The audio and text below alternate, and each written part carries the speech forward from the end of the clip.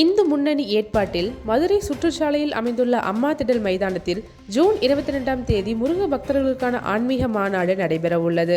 இந்த மாநாட்டை ஒட்டி அறுபடை வீடுகளை ஒத்த மாதிரி கோவில்கள் அமைக்கப்பட்டு அவற்றிலிருந்து வேல்கள் கொண்டு வந்து பிரதிஷ்டை செய்யும் நிகழ்ச்சி நடைபெற்றிட திட்டமிடப்பட்டுள்ளது.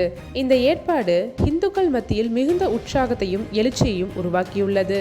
குறிப்பாக சென்னிமலை முதல் திருப்பரங்குன்றம் வரை பக்தர்கள் இதில் ஈடுபட்டு மதுரையில் நாத்திக அணிகளை நேரடியாக எதிர்க்கும் வகையில் இந்த மாநாடு அமைந்துள்ளது என சமூக வட்டாரங்களில் பேசப்படுகிறது.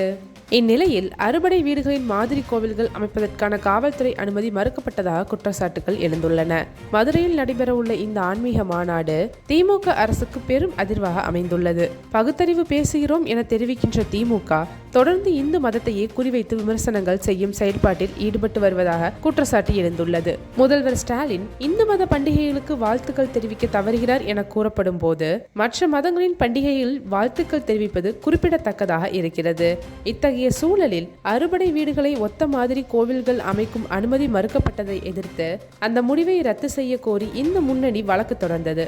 வழக்கை விசாரித்த நீதிபதி இதற்கு முன் இதே இடத்தில் பல்வேறு மாநாடுகள் நடத்தப்பட்டுள்ளன. இப்போது மட்டும் அனுமதி மறுப்பதற்கான காவல்துறை காரணங்கள் நியாயமானவை அல்ல என கண்டித்தார். போலீசார் அரசியலுக்கு ஆளாகாமல் நடுநிலையான முறையில் செயல்பட வேண்டியது அவசியம் என்றும் எந்தவிதமான அரசியல் அழுத்தத்தையும் அச்சம் இல்லாமல் செயல்பட வேண்டும் என்றும் நீதிமன்றம் உறுதியாக எச்சரித்தது. இதற்குடன் மதுரை மாநகர காவல் ஆணையர் இந்த வழக்கில் பதிலளிக்குமாறு உத்தரவு பிறப்பிக்கப்பட்டது. மேலும் வழக்கின் தொடர்ச்சி விசாரணை ஜூன் 9ஆம் தேதிக்கு ஒத்திவைக்கப்பட்டது. தொடர்ந்து விசாரணையில் நீதிமன்றம் அறுபடை வீடுகளின் மாதிரிகள் அமைத்து அதில் பூஜை நடத்தும் செயல்பாடு ஆகம விதிகளுக்கு ஏற்பதா என கேள்வி எழுப்பியது.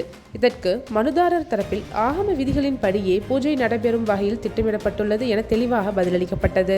மாநாட்டில் பங்கேற்கும் மக்கள் எண்ணிக்கையும் பாதுகாப்பு ஏற்பாடுகள் குறித்து தேவையான தகவல்களையும் வழங்குமாறு காவல்துறை கேட்டதை அடுத்து மனுதாரர் அவை தொடர்பான விளக்கங்களை வழங்க வேண்டும் எனவும் அதனை அடிப்படையாக கொண்டு 2 நாட்களில் காவல்துறை முடிவை எடுத்து பதிவு செய்ய வேண்டும் என நீதிமன்றம் உத்தரவிட்டது.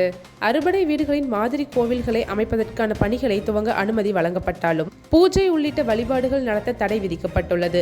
இந்த வழக்கின் தொடர்ச்சியான விசாரணை ஜூன் 13ஆம் தேதிக்கு ஒத்திவைக்கப்பட்டுள்ளது. இந்த மாநாட்டை திமுக அரசு பல்வேறு வழிகளில் தடுத்து நிறுத்த முயற்சி செய்கிறது. இந்த நிகழ்வு தமிழகத்தில் ஒரு முக்கியமான அரசியல் திருப்பு முனையாக அமையக்கூடும் என கருதப்படுகிறது. தற்போது தமிழகத்தில் சட்ட ஒழுங்கு நிலை மோசமான பாதையை நோக்கி சென்று வருகிறது. குறிப்பாக காவல்துறையின் செயல்பாடு மற்றும் போதைப்பொருள் பரவல் ஆகியவை கேள்விக்குள்ளாகியுள்ளன. இந்த நிலையில் இந்த சமூகத்தை ஒருமிதப்படுத்தும் நோக்குடன் இந்த ஆன்மீக மாநாடு ஏற்பாடு செய்யப்பட்டுள்ளது. 2026ஆம் ஆண்டு நடைபெறும் சட்டமன்ற தேர்தலில் இந்து மதத்தை குறிவைத்து பேசுவோர் அரசியல் மேடையிலிருந்து மறைந்து விடுவார்கள் என இந்து முன்னணி வலியுறுத்தியுள்ளது.